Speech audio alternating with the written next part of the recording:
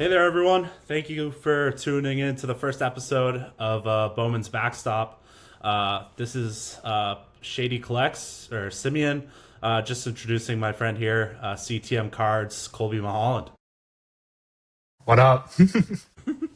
Super happy to finally start a podcast. Just want to really give a thanks to the Common Collector podcast, Dakota and Rick, the whole crew there, just for really bringing us onto the space, kind of giving us a good little shot at kind of podcasting, content creation, and whatnot. And kind of finally, and just giving us a shot there to kind of figure out what we enjoy. So we have a few different things we want to run through today. Kind of just an introduction of who we are, what our businesses or kind of our handles mean to us, kind of a few goals of the show, why should you want to listen. And then we're just going to go over a few guys who are hot and kind of just what to keep an eye on. Yeah, So, anything to add there, dive Cole? right into it. No, Yeah, I'm just super excited. Like you mentioned, we appreciate Dakota and Rick, but as their lives kind of progress and stuff like that, things get in the way, and that's kind of why. Like, there's no bad blood between us, Rick, or anything like that, or Dakota. It's just a matter of that they don't really have the time to do it anymore, and we kind of decided to branch off and do our own thing. yeah, for sure. Definitely, we will probably see them on the show, though. Oh, 100%. We gotta get both on. I know, because I enjoy poking fun at Dakota all the time, so that needs to happen. So first of all, off Colby, how did you start collecting? Um, I started when I was 12. Um, I was a little scalper. This is a great story. This is how I met Simeon. We, me and my buddy Noah, I we wasn't used to scalping, to sit. be clear. To be clear, because I took it all, but um, I was 12 and I was in Walmart and we had online school during COVID. So me and my buddy Noah would just sit there and wait for the restocker, and we'd buy up all the 2020 Prism and resell them on Instagram. And that's kind of how my page started. Was I would sell the 2020 Prism, and then I'd say probably like August of 2020, right? Yeah, that sounds about right. Was when I met Simon for the first time. He pulled up to a restock one day. I gave him a good old strong arm. He didn't get anything that day, but I will say after that they did force a limit. I was a little too aggressive that day, but that was the first time I met Simeon. I was mostly a joke, but yes, they might have enforced a limit because of you. That might have happened. Oh, 100%. Oh man. So yeah, so cool story, Colbs. Personally, I started collecting when I was 8. I remember ripping my first pack, 2013 Rookies and Stars. I remember going to Target in Bangor and getting that with my dad, ripping it and just falling vividly in love with it. Kind of collected everything until I started really getting into the Bowman. Kind of within, I've probably been doing Bowman for 4 years now, Colbs. It's Um, probably like, I don't want to take any credit, but it was right around the time you met me when I went to high school. for sure. Yeah, you were the one who got me into Bowman without a doubt. And kind of just been kind of collecting, prospecting, flipping during that whole time since then. Um, yeah, I feel like that's kind of how we got into it. Yeah. Started with Um, started with Tristan Cassis, baby.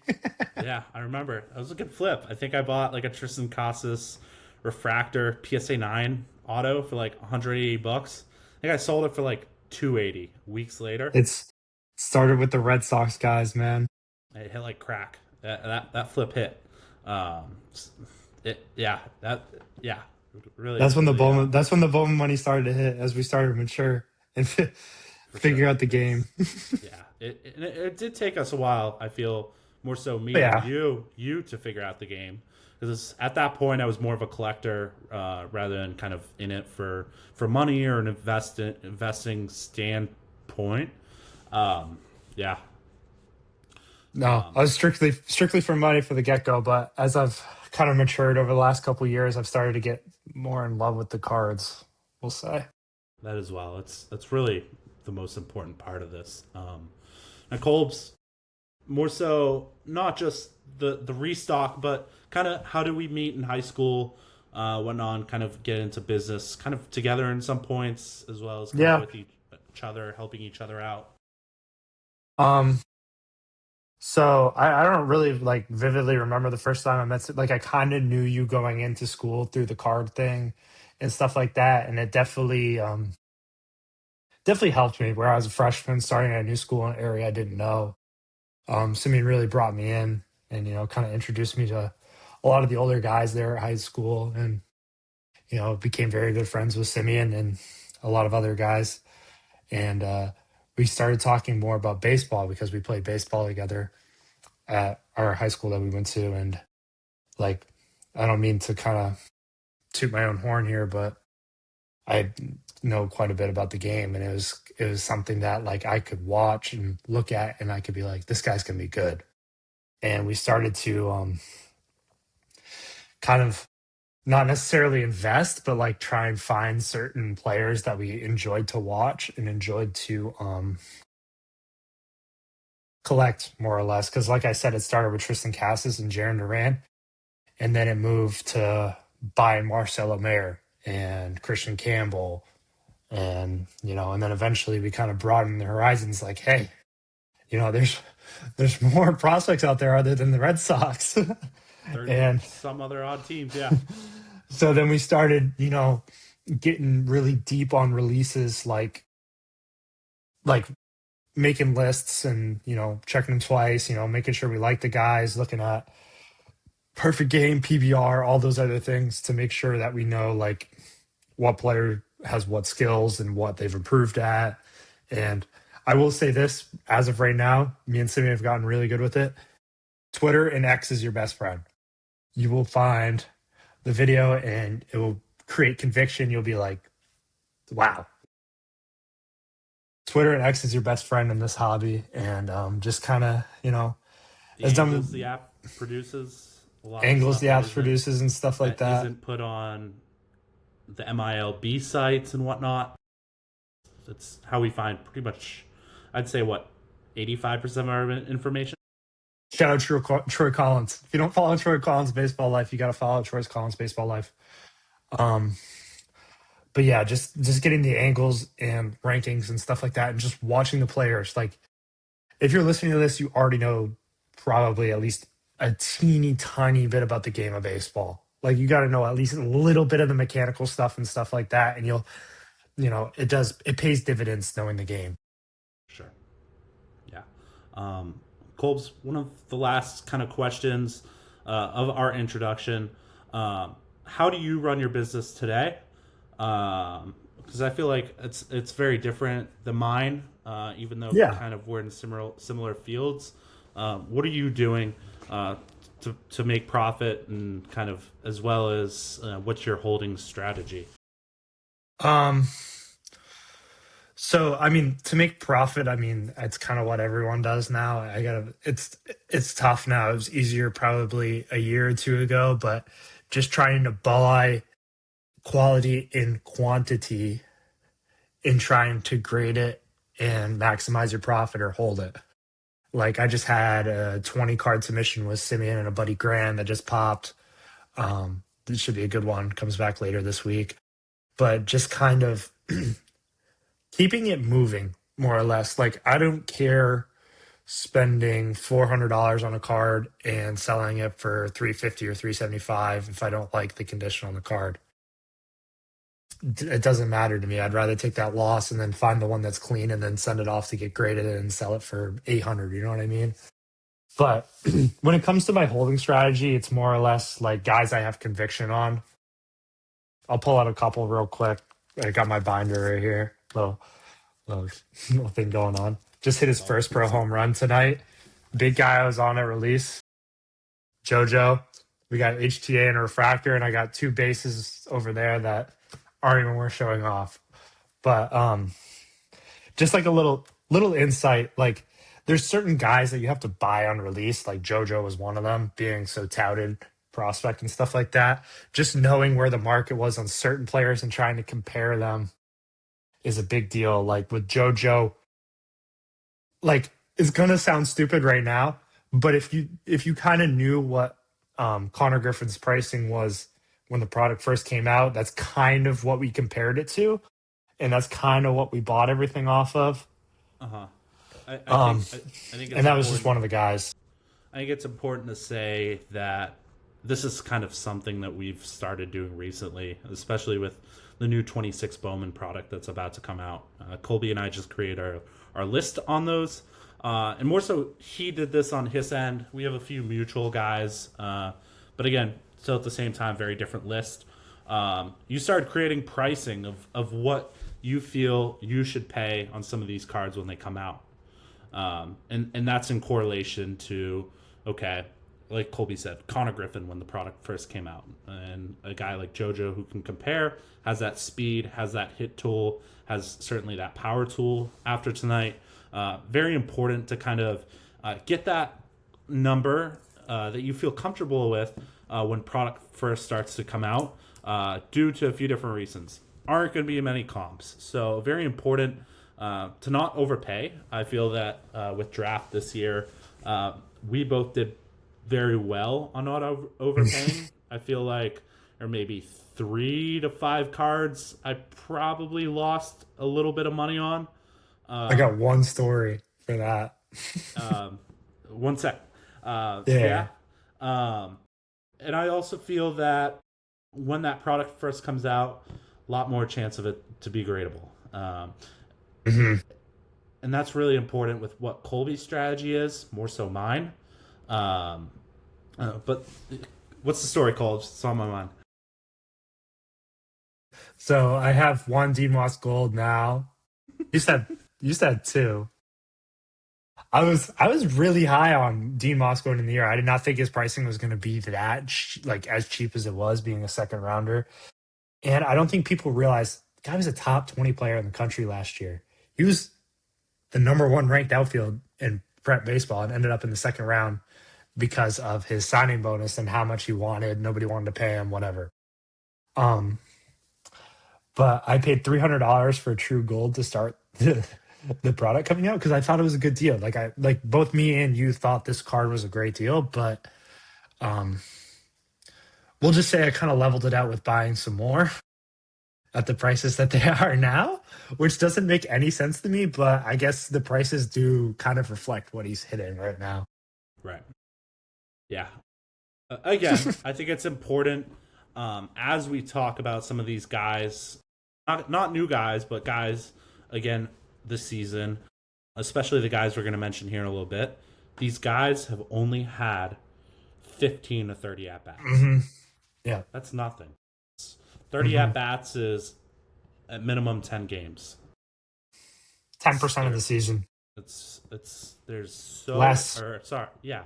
It's just be a little patient before you start hitting the panic button. Again, age with these guys are so young, but kind of cool your jets. Colbs, I kind of want to hit. I, we gotta remember to still rein it in a little bit as this new product releases. But Yeah. kind of just wanted to chat about Shady Collects and kind of what my business is. Shady Collects, kind of the same thing as Colby. I hold a little bit more than you, I'd say. 100%. I And just started getting into the holding stuff. yeah, I've same here to be honest. I started holding guys, not just collection stuff, but guys I do believe in as well, and kind of cards that I appreciate and find are really cool. It's not just gemming anything anymore and flipping it just because the profit's there. Even though grading is a big part of my business, and I really do enjoy holding stuff now. I used to never love it, but kind of buying a really nice card of every guy on my list is really important to me, and kind of just throwing them in the box. And if one of them starts going off or is about to get called up, that's a card I'm more than comfortable with moving. It might suck. You might want the card back in a few different months, but again, like Colby says, guys, you have conviction in. Just put the money in there. If you have conviction After seeing him play, watching his swings, seeing what other folks have to say about him, his numbers, I think that's very important to buy those guys you have conviction in, paying stronger on those guys. At the end of the day, there's two different sides to Bowman. It's not like I feel football and basketball where it's more of a flip game. I feel Bowman really does have that true side of flipping and the true side of prospecting slash holding. I feel like there can be a good amount of prospecting and flipping. I think that's really truly important. I mean, Um, as dumb as it sounds, I feel like the market that we've been in, there's been more stuff going up than going down. for sure. Um, it's the market is very volatile towards players crashing right now. It's just you just don't see it very often. Very much so, and I think it's good to point out like those guys who are crashing right now, they're still holding strong, and people aren't having a problem doubling down. Like a No, guy, we were chatting about, Cody Miller, who we really think is a great player. I mean, he has a little bit of power, but just an amazing hit tool, solid defense. Like he's not playing well right now, and we still see his prices hold very strong.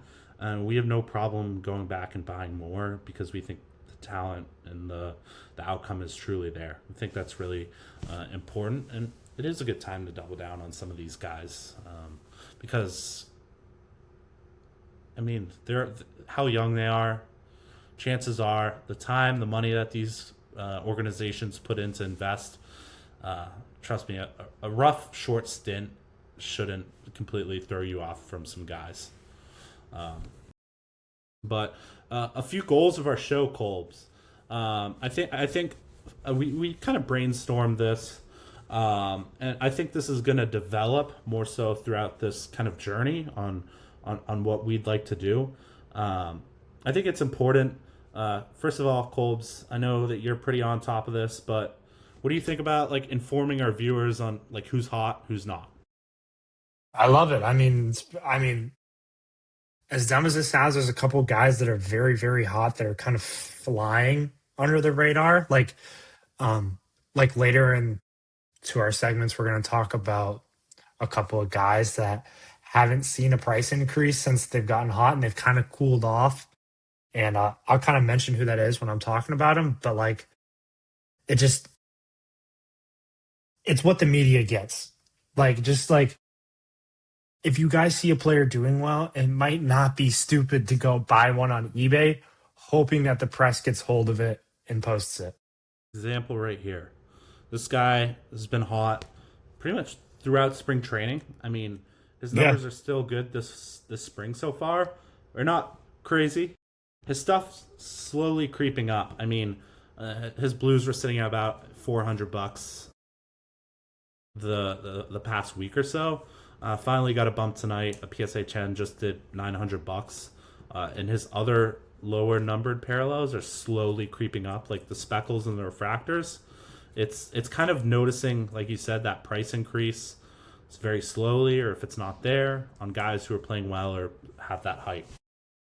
Well, the other thing about Kevin Alvarez is you kind of have to be deep into that X and Twitter life to kind of understand how he was hitting in the backfields and stuff like that. Because I mean, the thing is, the guy was raking. It was that simple in the backfields. And if you don't like one of the best organizations to follow, it's like Astros Player Development or something on Yeah, X, that was really good. and they do great following their prospects. And then another place person to follow is running from the OPS, I think, something like that. Yeah, I'm pretty sure you're I'll spot on. I'll tag it if I don't. But both of these guys are great on covering minor league baseball. And well, the Astros development is only for Astros, but if you follow the page, you would have known Kevin Alvarez was raking before a week and a half ago. For sure. Okay. And kind of let's hit on Kevin Alvarez some more. Guys to purchase and who to sell. If this podcast was up a week ago, he would have been on our purchase list, right? 100%. Yeah. Because I mean, we've bought quite a few. Colbs, who's the guy you're selling right now? We're going to talk about him in a second, but I hate Caleb Bottomer. I don't know why. I just don't like him. Okay. All right. We'll talk. So That's a guy. That's a guy I'm selling right now. I just don't. We'll talk about it in a minute. But yeah, we'll chat about it. But I think another yeah, goal here is if you, our viewers, trust us, we want to give you that information, kind of where we feel, and kind of really the moves we're making ourselves. And even if it's a guy that we have to sell, and we don't have it, we're not buying it. Also, if it's a guy we want to purchase and we can't find it, we're not going to be able to buy it. But we want to give this information to you, as viewers, if you have that opportunity to sell or buy a card you have or want to purchase. We'd like to give you folks that information, with numbers, whatnot, kind of our opinions, and we hope you value that. Kind of for sure.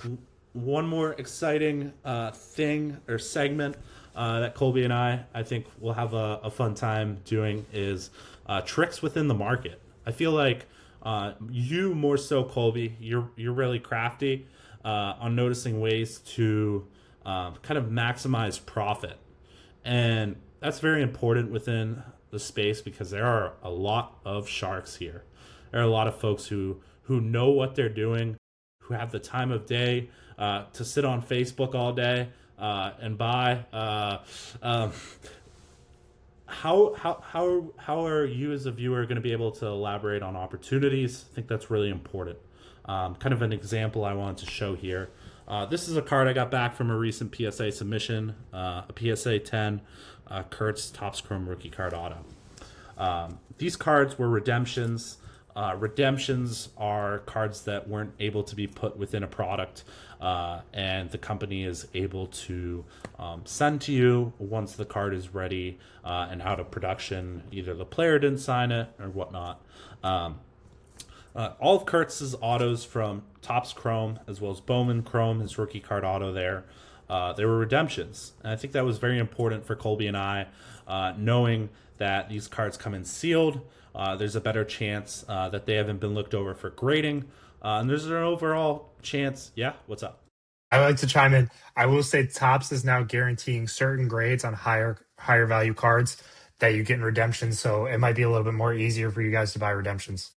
For sure. I think it's also important that Topps, if a card gets a 7, they make it right as well. I think that's very important with the quality control bit.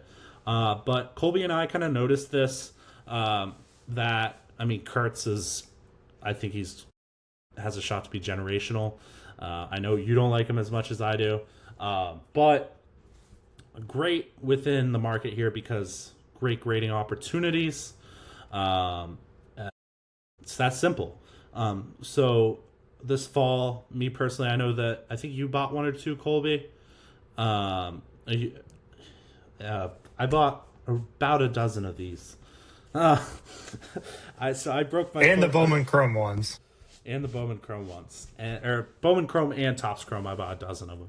I broke my foot a few months ago, and I was sitting on my butt all day, and I needed something to do. And this is when these two products came out, and I sat and I bought all these redemptions. I finally got them back, and I graded pretty much nearly all of them except a few. I kind of wanted to recoup some of my cost as the cards had gone up once they came back from when I originally purchased them as redemptions. And I sent a bunch of PSA. I think kind of the important lesson now is this card here. In terms of a grading standpoint, it's a very difficult card to grade. A very odd centering, but most importantly, Colby, what we talked about was the back here and that dark edge, which has the opportunity to show a lot of chips, corner dings, and white around the edges and whatnot. This card here, 22% gem rate. I think they've Crazy. been about 60 graded. I think this card has a lot of opportunity where the 10 becomes more valued. There hasn't been a public sale on this yet. And this product came out. Really? Yeah, there hasn't been a public sale on this yet. That's insane. Told you to hold that one, not the Bowman ones. I know. I think the Bowman one looks a little cooler, but I like the idea behind this. Hasn't been a public sale yet. I think it's a very sneaky card. I think the pop count's only like 12. This is out of 499, so should be a lot more. But kind of uh, a cool little snippet. His Bowman Chrome rookie um, is very underrated. So 25 Bowman, Colby. What can you tell me about this card? That sucks. Whoa, that sucks. I think all of us already know it's Kevin Alvarez True Blue for the guys that aren't listening. The thing that sucks is what we call BRC, the Bowman right corner on the back. It's colored. It's terrible. And I'm glad that they listened to us and made it white for draft. Right. So in all 25 Bowman products, the rookies didn't have this back right corner that was Mhm. often full of white.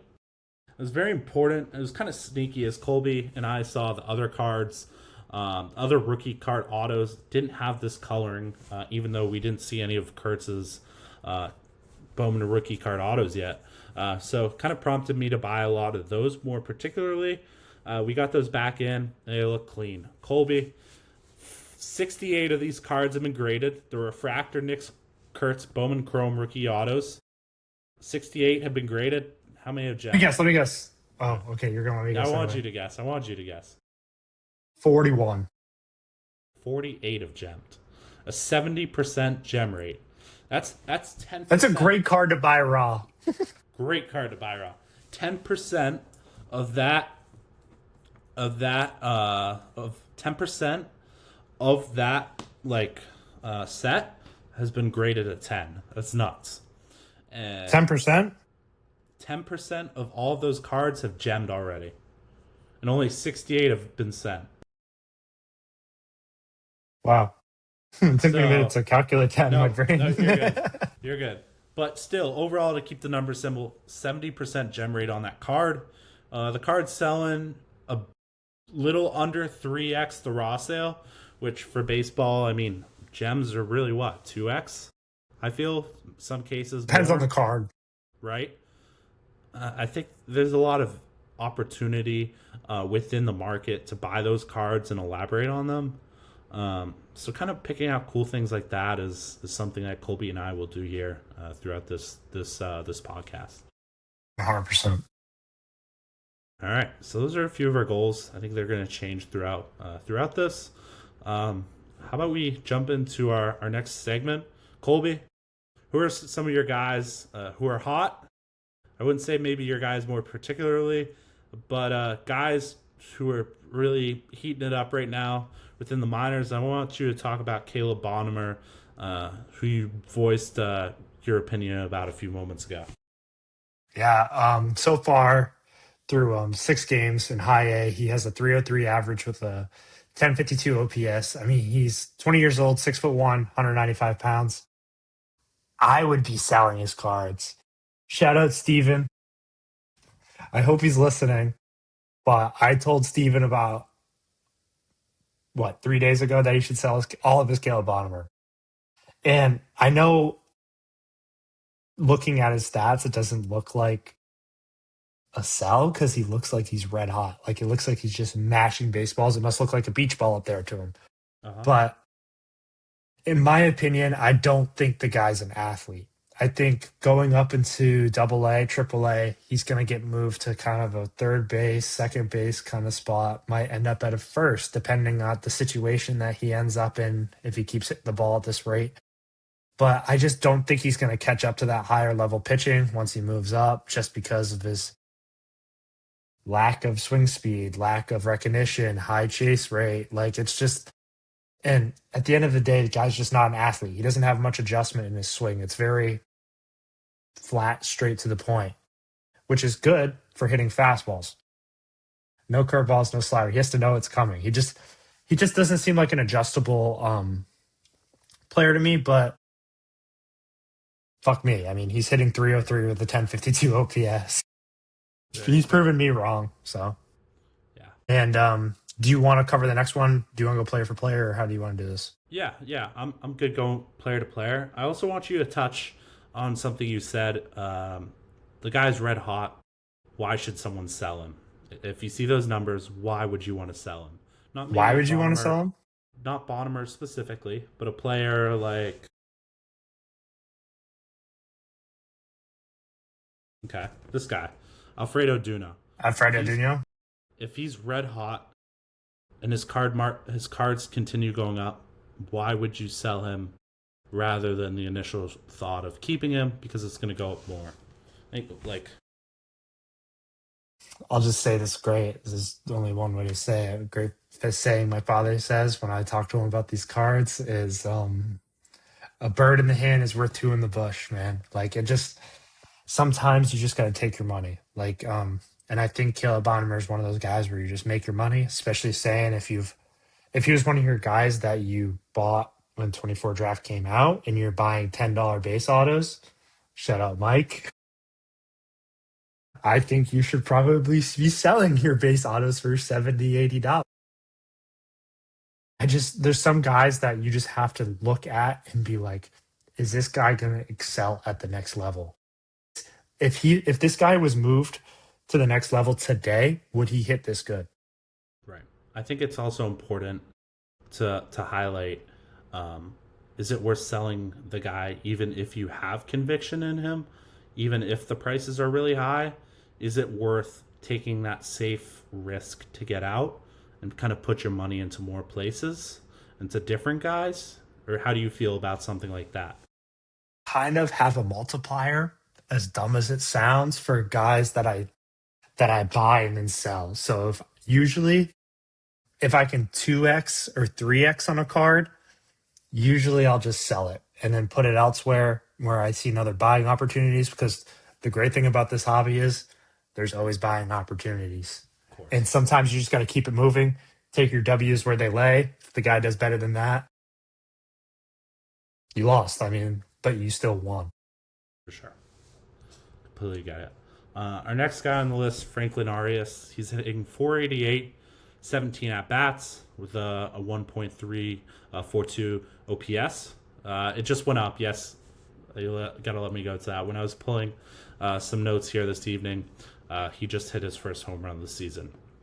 As a 20-year-old in Double A, very undersized, very strong defensive glove, something that the Red Sox could certainly use right now. Personally, Arias doesn't excite me though. It's just I don't feel that the power's there as much. The hit tool is most certainly there. He's definitely top 5 within the minors for hit tool. Probably stretching it at 10. 10, 15. Yeah. Arias is just not a guy that really excites me. I feel that you feel the same, Colbs. Yeah. The comparison I've seen quite a bit is a better defensive Xander Bogarts with less power. That's kind of what I've heard. Pretty fair. And Yeah, coming that's as like Xander's one of my favorite MLB players. Like certainly like all time Red Sox. Getting to watch him as I grew up, like so yeah, it's just nostalgia Arias. effect. Yeah, Arias is just not my guy. Just really, just I can't say I really want to invest too much into him. Yeah. Next guy, kind of who's hot is George Lombard Jr. Colby, I know you don't like him as much as me. He's hitting I hate him. 588. All right, slow down. Sorry, not 588. Or with 2 home runs and 28 at bats, so more of a sample He has hit size. 2 pumps. Yeah, 20. Good for him. Okay, all right. I'm starting to bring you along. 28 at bats, a bit more than Arias, with a little bit of a higher OPS at a 1.388. I think Lombard really has the potential. Very clean glove. I'd say that's his probably weakest factor, other than maybe his speed. His arm's there. His hit tool looks very there right now. That was a little bit of a concern last year, as well as his power. But everything's still showing through. Lombard, I think, has that role placed there at first base. Again, like Volpe had, but you can't go wrong investing into a New York Yankee shortstop. So definitely a guy I'd be a little cautious on buying right now. Unless you were into him a few months ago. But I think if you get the deal there, I certainly think it's a play. Unless is this a guy, Colby, that you're staring me down at? Like I'm not putting any money into him. Depends on what you can find. I'll say he's very hard to find. Like it's not like you're gonna be able to go and buy him at 90% of comps. You're gonna have to pay 105%. But I will say it's gonna be a little exciting next year. His brother is better. Yeah, you've told me very much. Hey, His little brother is I'm miles excited. better. I'm excited to look into it. This is another guy that we're definitely gonna 26 end up. draft. We're It's gonna be a we're fun gonna one. we're gonna end up hitting this hard. It's gonna be fun. We'll definitely have a little bit more of a bankroll too, which will be fun. Should be exciting. Another guy I kind of wanna.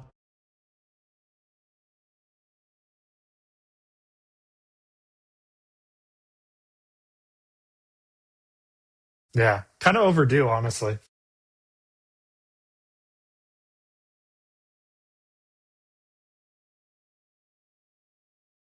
Hagen has put up a great number in his first start this year. Unfortunately, on the 7-day IL, nothing to be worried about. But I think this kind of paints the way for Hagen to be called up here very soon. I'd say certainly within the next few months, or at least by the end of this year. There's a guy from 24 Bowman draft. As the White Sox, how are they playing so far this year, Colbs? Are they doing okay? I have no clue, honestly. I think you'll see Hagen come up if a pitcher goes down. That's where I think you see him come up. I do I'll too. take a look and see what their record is right now. 6-10. I will. They are last. Okay. Uh, I will say though, you have Bring to up the give. young talent. That's what they've been doing, and it's been very successful. I think like a guy that I know you haven't always liked. I've always been a big Chase Mydroth guy, especially during his time here in Portland. I get to watch him while I was here in college. There's just a guy who could do it all. And you do it all every night, very consistently. Was very focused. Definitely a guy I have a lot of, I'd say, respect for. I think the White Sox are doing a great job finding these younger guys now and starting to bring them up. Some of the guys they traded for with the Garrett Crochet trade, as a Red Sox fan, I was a little bummed about. I mean, losing Teal, losing a guy like Braden Montgomery, who you don't know what's gonna happen with him, and of course Mydroth. I felt like the White Sox know what they're doing with these young guys, and I feel that Hagen Smith really does have a spot there, and he's set up for success. 100%. Do you wanna point out our next one, Colbs? Yeah, the next one on our list was Johnny Level with the San Francisco Giants. He's been extremely hot at the plate lately, hitting a OPS of 16, 17. And he's hit his third home run in the past 5 games. One of those guys, I mean, he's in single A, right? Did he come stateside this year?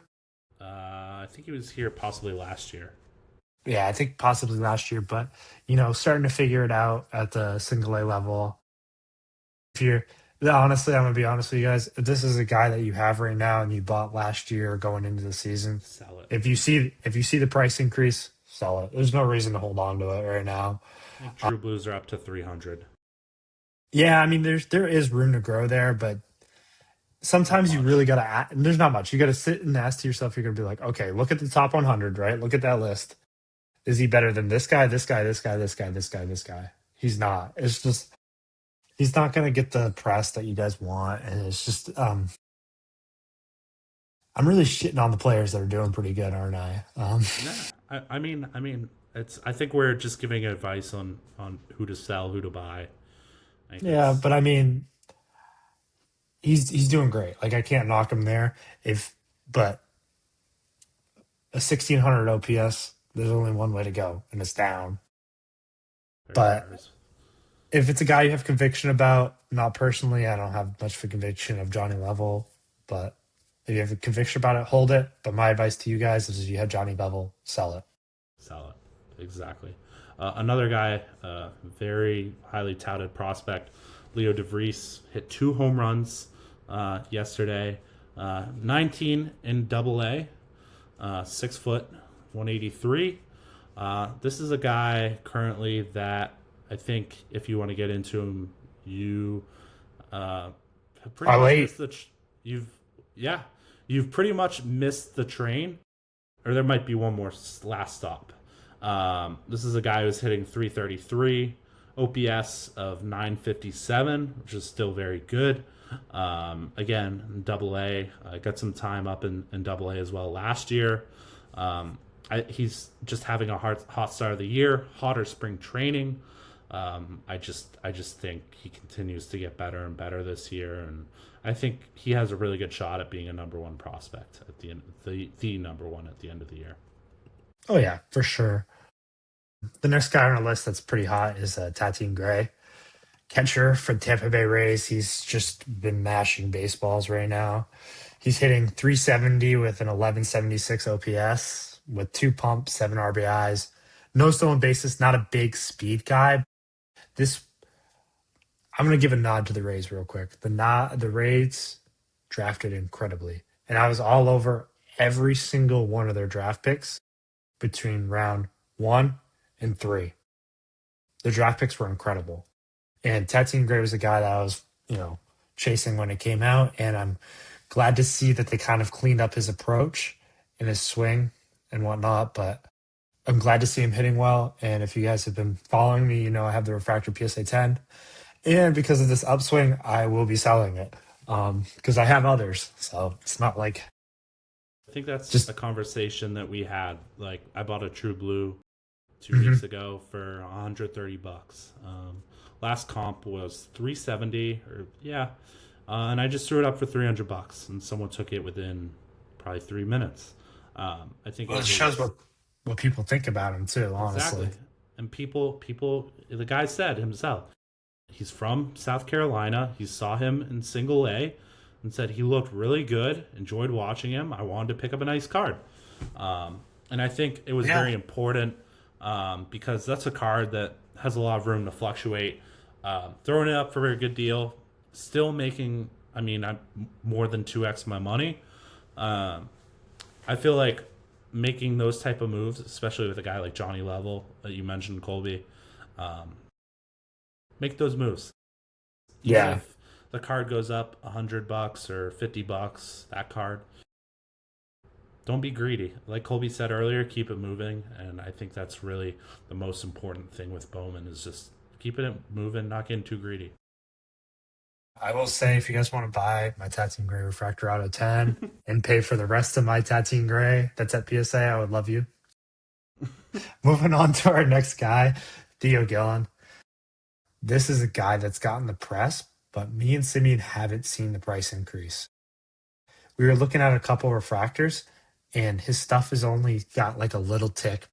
Refractors maybe have gone from like 75 to 80 to 85. Like it's not like they shot through the moon, especially for a guy that hit 4 pumps through 31 at bats with an 1145 OPS.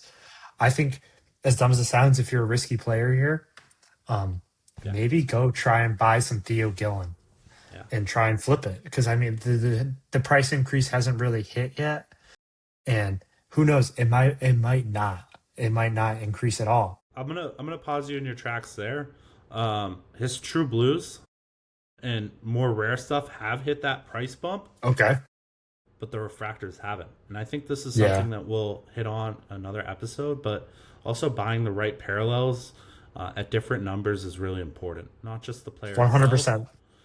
but what you can get for that guy at what price. So I picked up a few refractors. Gillen's not a guy that we're both high on. I like him No, more so than Colby.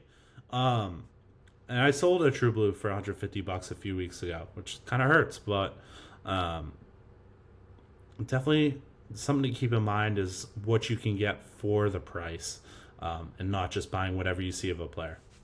I will say there is only 9 refractors on eBay. So So, I'm thinking maybe since you bought those yesterday, they may have gone up a little bit. so Colby, what's Yeah, kind like of they're like 120 range now. see? So what's your thought of using that tool of eBay? What you just Using the did? tool of eBay. What I just did was I just compared to see what was listed. I do this every time I buy a card. I see what's listed on eBay because at the end of the day, perfect example. This card right here, Cody Bellinger. I paid $150 for it. There's barely any on eBay that are listed less than four because you got a bunch of, excuse my reference for older folks out there, but you got a bunch of unks holding this card. Like you got a bunch of old ass people holding this card and they still think it's 2020. But I bought this knowing that I'm not going to get screwed on somebody trying to bin it on eBay. But just knowing the market and making sure that there isn't a better buying opportunity out there than what you're buying privately, just make sure you do your research before you send your PayPal out. Very fair. Yep. All right, cool. My turn. Yep. Cool. Another guy to highlight, Anthony Ainson for the Red Sox. This is a guy here who just came out in the 25 draft product. Very exciting arm. I mean, went to LSU. A lot of traction there with those prospects who come from the school. And this is a guy that I've kind of had a hard time with. Throughout the year, 2 starts, 7 innings pitched, 1.23 ERA, with a whip of 0.41. His True Blues are like 2 to 250. And I bought 1 or 2 for my collection at like 60 to 80 bucks a pop. And I've sold those since now. Kind of just that number is outrageous. Still a special player. Just continues to look great every start. But it's kind of, you kind of had to notice that these prices are just, they're not sustainable for a guy who's in single A, who really probably won't be called up for much time as the Red Sox bring their guys up slowly through the system, more particularly their pitchers. So this is a guy, again, red hot. Probably would recommend selling, even though I've been like trying to behave and not buy anymore. I asked Cole today on a few, and he's like, "No, don't do it." I was like, "Okay, I'll just wait." Yeah, you can't. You just can't, dude. I'll wait on my gold wave to get back from PSA. We'll see. All right, Colbs. I think you have Cade Anderson next. Yep, I do. Cade Anderson, another LSU pitcher, drafted a lot higher, the 3rd overall pick. He's in Double A. Hasn't allowed a run yet in 9 innings pitched, with 17 strikeouts, which is just shy under 2 strikeouts an inning. Cade, his stuff hasn't really gotten a price increase, to be honest, which is very suspicious. His stuff's very quiet still. It is hard to find a lot of the true color stuff, but the refractors that I feel that are somewhat plentiful right now haven't gotten an increase. He's red hot right now. Again, has all the tools. Have heard nothing but great things from our friend Ryan, who we have not invited yet to the pod, but definitely hop on. This is one of the boys. He'll listen. Yeah, he better listen on a fucking long ass Texas road trip. I was looking at their schedule. They've got like a tour all over Texas. That's all their minor league season is. It's like Arkansas, Texas, and then some other fuck ass Midwest like state. So I know those bus rides. We apologize for the Midwest, but we apologize. I might be moving out there this fall, so no hate. Yeah. But Ryan, we know you have some time to listen. We're highlighting your teammate insight. Cade, I think there's some room to go there with the prices. At release, the prices were bonkers. Stupid. More so in the blues and whatnot. I felt like the refractors were still somewhat solid. And I still think they're solid considering where they have room to go, as they haven't shifted much. Colbs, I really haven't gotten much of an insight from you on Cade. Honestly, I wasn't a fan of any of the top 5 prospects. I'm more of a high school shortstop guy, but like it's tough for me. Like as a hitter, I know hitting, and it's tough for me to kind of understand the pitching side of things. Like the guys that I invest in for pitchers are guys that I'm like, fuck, I couldn't hit that. You know what I mean?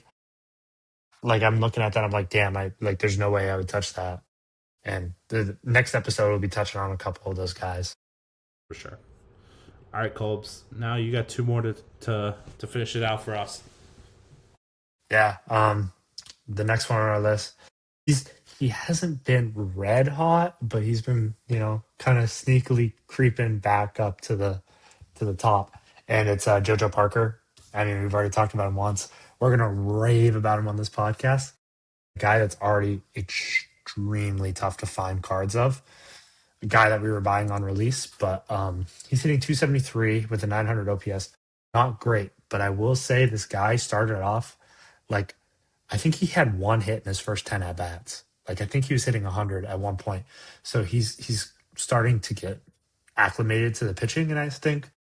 And he hit his first home run tonight. It was an absolute shot. Before the podcast, I went on Google Earth, hit the ball 108.3, and the announcer was like, that went over the thing in right field or whatever. And I'm like, dude, I gotta see how far it is. It's like 470 right down the line. Yeah. But You were hyped because we saw that like 10 minutes before we started this. yeah, You, I was you were pretty pumped. hyped. Yeah. But JoJo was definitely a guy that we were trying to target going into the season, and it's good to see him finally getting acclimated and showing off the speed on the base as well. I mean, he's got 3 stolen bases already this year. And Colbs, has there been much of a price increase, and are you still buying personally? There's been a huge price increase. Like his stuff, like it's it's in high demand. There isn't a guy out there right now that isn't buying or wasn't buying JoJo Parker. And I think there's guys that still are. Um, as dumb as it sounds, like I know I'm kind of contradicting my statement, but I have huge conviction in JoJo Parker, and I will share a couple of numbers on the podcast. Like I have a couple base over there that I paid about $70 for. They do roughly 130 now. And I'm thinking about selling them They're honestly. that And much now? then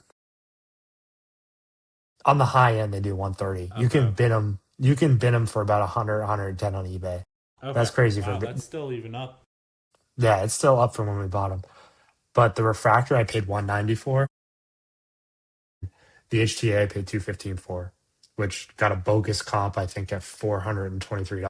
It just doesn't make sense. I think it's a $300 card.